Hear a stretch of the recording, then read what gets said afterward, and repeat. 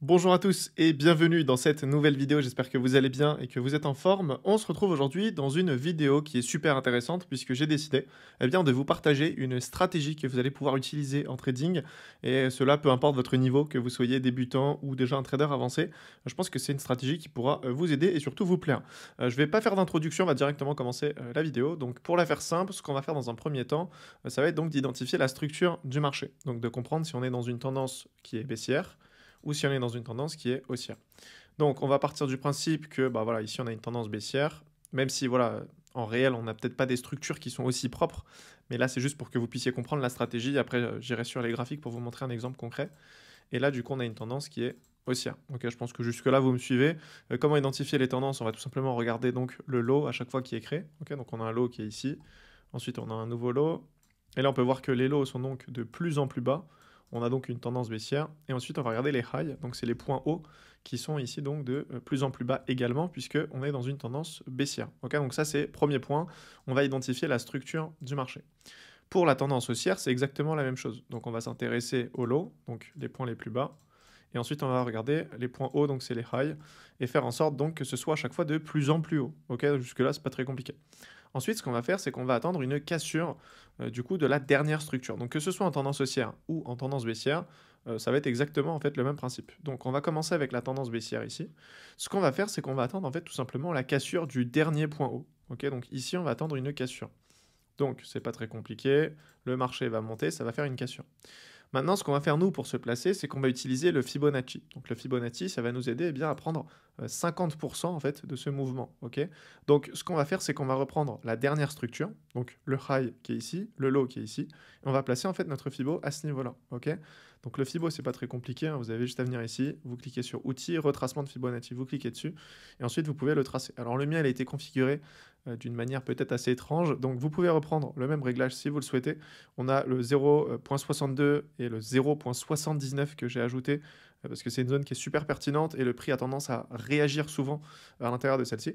Mais sinon, si vraiment vous débutez, vous pouvez mettre 0, 0,5 et 1. Et comme ça, vous aurez exactement le même Fibo ici. Et du coup, voilà. Ce qu'on va faire, c'est qu'on va tracer un trait ici sur les 50%. Ok, tac. Ensuite, on va enlever le Fibo. Et ce qu'on va faire, c'est qu'on va attendre que le marché revienne dans cette zone, ok. Et au moment où ça va toucher notre zone, on va pouvoir placer donc un trade à l'achat, ok. Parce qu'en fait, ici, on va trader du coup le retournement du marché. Donc, on va placer un ordre ici à l'achat. Le stop loss sera placé donc en dessous de la dernière structure ici, puisque là on est sur un changement de tendance. Ça veut dire qu'on va passer ici en fait en tendance haussière, et si on passe en tendance haussière, le dernier point bas, donc le lot, sera protégé, tout simplement. Donc si le lot ici il est protégé et que nous on a placé notre stop loss en dessous, naturellement le prix ne viendra pas chercher notre stop loss et on sera donc toujours en position. Ok. Alors il se peut ici qu'on ait peut-être un peu de création de liquidité, ok, mais ça c'est pas forcément très problématique puisque le prix est censé réagir. Ok, donc ici on va acheter le marché et on va donc essayer de prendre comme target au minimum, je dis bien au minimum, 3R. Donc là on est à 2,14, donc on va monter, monter, monter, monter, monter. Et ici moi je vais me fixer 3R. Donc 3R c'est quoi? C'est tout simplement en fait le ratio entre le risque qui est encouru et le gain potentiel. Donc ici, si j'ai un RR de 1 pour 3, ça veut dire que si le stop loss ici est touché par exemple, je vais perdre 1. Par contre, si mon TP est touché ici, donc le take profit, je vais gagner 3. Donc si j'avais risqué 100 euros, potentiellement je peux en gagner 300. Ok, ça selon moi c'est vraiment quelque chose qui est hyper important et qu'il faut bien respecter. Donc ça c'était dans une tendance baissière. Ok, donc faites une capture d'écran si vous souhaitez. On va maintenant passer sur la tendance haussière. Et comme ça, on aura vu vraiment les deux exemples. Donc j'enlève tout ça, je vais juste reprendre ce schéma et je vais le décaler du coup sur le côté. Et du coup, vous l'avez compris, ici on est dans une tendance haussière et nous on va vouloir donc trader du coup ici à la vente puisqu'on va prendre le retournement.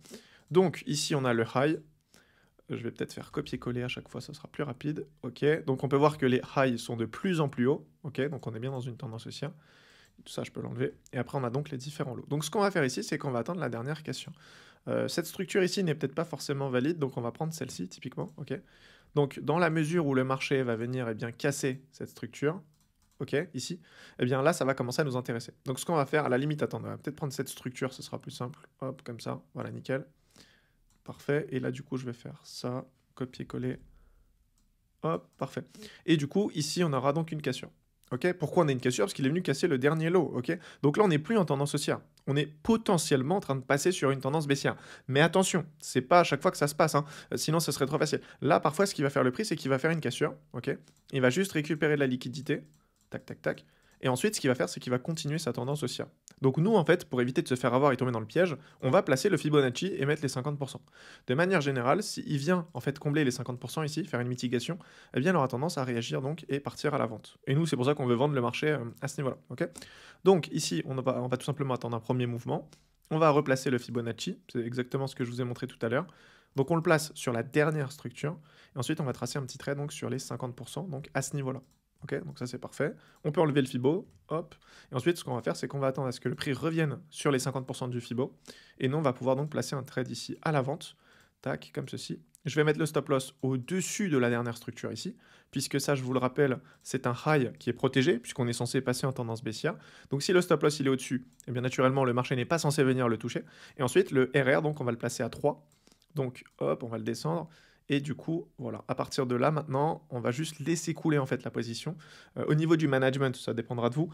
Certains vont être peut-être agressifs et vont donc régulièrement déplacer le stop loss. Donc voilà, ils vont peut-être le prendre et le décaler à chaque fois en fonction des structures, comme ceci. Peut-être qu'ils vont sortir le risque, se mettre direct à BE. Ça dépendra de vous et de votre psychologie. Mais sinon, moi, ce que je vous recommande, c'est que voilà, le TP doit être à minimum 1 pour 3. Et le stop loss, il est ici. Pareil, au niveau du risque, ne risquez pas plus de 1%. Pour le moment, c'est pas forcément utile. Après, voilà, ça dépendra un petit peu de vous et de ce que vous voulez faire. Mais en tout cas, voilà, la stratégie, elle n'est pas très compliquée. Je pense que je ferai différentes vidéos avec différents niveaux. Je ferai du coup bah, voilà, des stratégies qui sont super simples à mettre en place pour des débutants. Et par la suite, je pense que je prendrai voilà, le temps de faire des vidéos complètes sur des stratégies qui sont bien plus poussées, bien plus élaborées pour des personnes qui ont un certain niveau. Donc voilà, ça c'était la stratégie. Je vais passer sur les graphiques et vous montrer maintenant ce que ça donne du coup sur les marchés en temps réel, entre guillemets. Donc ici, ce qu'on fait, nous, premièrement, c'est identifier la structure. Donc ici, on est dans une tendance haussière. Je pense que vous l'avez remarqué. Donc ici, on avait à chaque fois les points hauts, tac, comme ceci. Hop, je vais continuer à faire ça pour que comme ça, vous ayez au moins l'œil. Hop, parfait. Et du coup, voilà, nickel. Ensuite, au niveau du lot, bah, c'est pareil. Hein, on va faire ça comme ça, peut-être avec des flèches, ce sera plus simple. Hop. Donc ici, c'est les points bas. On peut voir qu'à chaque fois, ils sont de plus en plus hauts. Donc on est bien dans une tendance haussière, il n'y a pas de souci. Hop, c'est parfait. Donc là, il n'y a pas forcément de structure. Ouais, ça, c'est important aussi, parce qu'il y en a peut-être certains qui vont avoir du mal avec la structure et se dire, OK, mais comment on fait concrètement pour identifier la structure? Est-ce que tu as des conseils? La structure, pour qu'elle soit valide, donc ça, typiquement, regardez, ça, c'est une structure valide. OK, une structure qui n'est pas valide, ça serait en gros un truc comme ça. OK, là, c'est pas valide. Pourquoi? Parce qu'en fait, sur ce mouvement ici, là, donc ça, c'est un retracement, vu qu'on est dans une tendance haussière, c'est un retracement. En fait, ici, le mouvement est trop faible. Ça veut dire qu'il n'y a pas eu de récupération de liquidité. Là, on appelle ça en fait une overextension. Le marché fait que monter. Donc forcément, derrière, il aura, on va dire, tendance à faire un retracement plus conséquent et ensuite reprendre son mouvement initial. OK? Donc ça, c'est une structure qui est valide. Ça, c'est une structure invalide. Pour savoir si c'est valide, on va soit regarder la longueur du retracement. Donc, vous voyez, la longueur, c'est en fait le nombre de bougies. Là, typiquement, c'est voilà, c'est quand même assez long, vous voyez. Et ensuite, sinon, on peut regarder la profondeur. Donc, c'est tout simplement ce mouvement ici, vous voyez. Donc, ça peut être, en gros, pour la faire très simple, ça peut être soit... Attendez, je vais peut-être refaire un exemple ici. En gros, ça peut faire soit tac, comme ça. Donc ça, c'est la longueur. Vous voyez, c'est super long. Donc là, il récupère pas mal de liquidité, ça continue. Ça, c'est une structure valide, ok. Ou alors, ce qu'on peut aussi avoir, c'est juste un grand mouvement haussier, un grand retracement, et ensuite un grand mouvement haussier. Vous voyez?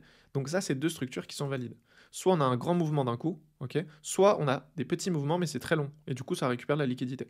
Donc ça, les deux ici, les deux exemples, c'est des structures qui sont valides. Donc quand je parle de structure, vous l'avez compris, je vous parle en fait de ce qu'on a ici. Ok, donc ça, c'est les structures. Donc ici, on peut voir que le dernier lot, il était à ce niveau-là. Voilà, parfait. Le marché est bien venu le casser. Regardez ici, il est venu le casser. Alors, au niveau de la cassure, on n'est pas obligé d'avoir une cassure avec le corps. Ça peut être aussi une cassure avec la mèche, puisque bah, la mèche représente quand même des positions qui ont été placées. Il n'y a pas de souci à ce niveau-là. Donc, une fois qu'on a la cassure, ce qu'on va faire, c'est qu'on va placer le Fibo. Tac. Donc, je vais cliquer ici. Hop. Ensuite, on va mettre les 50%. Et ensuite, ce qu'on va faire, c'est qu'on va tracer ça sur les 50. Donc, les 50%, ils sont là. Tac. Voilà. Ça, je peux l'enlever. Et du coup, ici, je vais tout simplement vendre le marché à la cassure. Okay, donc à la cassure, ce serait là. Le stop loss, il est au-dessus de la structure. Parfait. Et là, on va pouvoir aller chercher donc 3R, comme j'ai pu l'expliquer tout à l'heure. Donc si on se décale un petit peu, qu'on tire ça comme ça, on peut voir qu'on a explosé les 3R et le marché a directement coulé. Ok. Donc, hop, j'enlève juste ça. Parfait. Donc vous l'avez vu, c'était pas forcément très compliqué à manager ici parce que le marché a directement coulé. Alors je vous dis pas que ce sera tout le temps comme ça, mais en tout cas, si vous avez réussi à identifier les bonnes structures, honnêtement, il y aura pas trop de problèmes. Donc voilà. Ensuite au niveau des time frames, ce que je vous recommande, c'est en 30 minutes. Donc ça sera des positions qui seront très longues, hein, c'est pour ça que je vous ai dit, c'est pour des débutants, c'est pour des personnes qui ont du mal avec l'analyse technique et cetera. Donc ça, ce sera plus pour, clairement du swing, ou à la limite du day, OK? Donc voilà, ça dépendra un petit peu de vous et surtout des horaires sur lesquels vous allez trader, parce que l'avantage, c'est qu'on peut faire ça sur tous les horaires. Si tu veux trader le matin, tu peux. Si tu veux trader le soir, tu peux également le faire. Si tu veux trader sur le forex, tu peux prendre la paire que tu veux. Tu peux même faire ça sur d'autres marchés tels que les matières premières. Il n'y a pas forcément trop de problématiques à ce niveau-là. Ok, donc le principe, c'était juste de comprendre bah, voilà, la structure du marché et essayer d'anticiper en fait le retournement. Parce que c'est sur le retournement en fait qu'on va faire vraiment le plus de profit. Parce que les mouvements, c'est là où en fait ils sont vraiment les plus conséquents. Donc voilà, mais c'est aussi des positions qui sont un peu risquées parce que naturellement, si on se trompe sur la structure, bah, le marché va juste continuer ici sa tendance haussière, mais on va se prendre un stop loss. Ok, c'est pourquoi il est vraiment intéressant donc de s'intéresser aux structures avec le dernier high, parce qu'il est censé être protégé, tout simplement. Ok, donc voilà. Alors c'est pas une stratégie qui vous fera des millions et des millions sur les marchés, hein, qu'on soit bien d'accord, mais c'est simplement une stratégie qui pourra vous aider en tout cas au début à vous prendre un petit peu la main et à prendre goût tout simplement au trading, parce que je sais que c'est frustrant si tu passes ta vie à faire du backtesting, que t'as pas de résultat, tu peux même pas prendre de trade, c'est pas forcément l'idéal. Donc voilà, une fois de temps en temps, tu peux peut-être prendre des positions avec ça. Bien sûr, tu peux commencer en démo pour tester et par la suite, si tu veux, voilà, passer sur du réel, libre à toi. Mais en tout cas, voilà, si tu souhaites en apprendre plus sur une vraie stratégie de trading, voilà, je te partage la mienne gratuitement. Tu as juste à cliquer sur le lien qui est en bas de cette vidéo dans la description. C'est totalement gratuit. En fait, c'est une vidéo dans laquelle je t'explique concrètement la stratégie que j'ai mis en place, moi de mon côté, sur du coup les marchés financiers. Donc ça fait bientôt 8 ans que je fais du trading. C'est une stratégie qui a été vraiment bien travaillée.